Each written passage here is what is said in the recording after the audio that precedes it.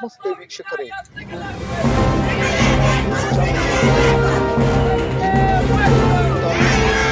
Tahsildar office ಎದುರುಗಡೆ ಕೆಲವು ಸಂಘಟನೆಗಳಿಂದ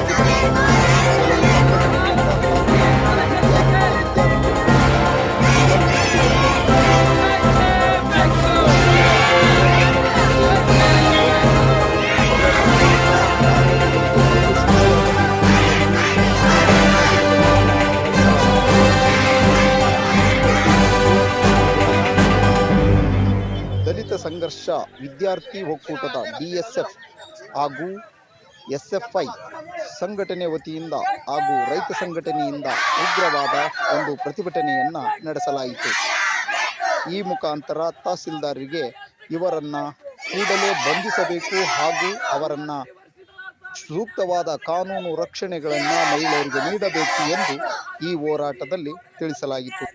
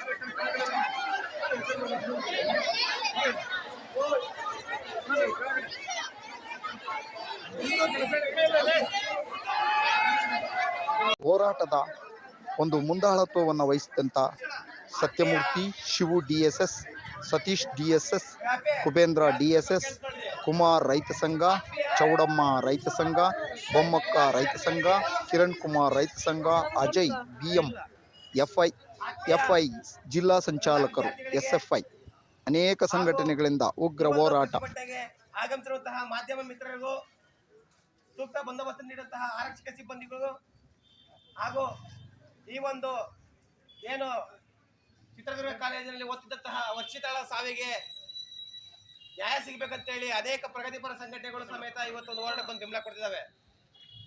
ಜೊತೆಲಿ ಭಾರತ ವಿದ್ಯಾರ್ಥಿ ಫೆಡರೇಷನ್ SFI ಹಾಗೂ ಕರ್ನಾಟಕ ದಲಿತ ವಿದ್ಯಾರ್ಥಿ ಒಕ್ಕೂಟ ಈ ಒಂದು ಸಂಘಟನೆಗಳು ಇದೊಂದು ನೇತೃತ್ವವನ್ನು ವಹಿಸಿ ಈ ಒಂದು ಪ್ರತಿಭಟನೆಯನ್ನು ಮಾಡುತ್ತೆ. ಅದರ ಭಾಗವಾಗಿ ಎಲ್ಲರಿಗೂ ಸಮೇತ ನಾನು ಸ್ವಾಗತವನ್ನು ಕೋರುತ್ತೇನೆ.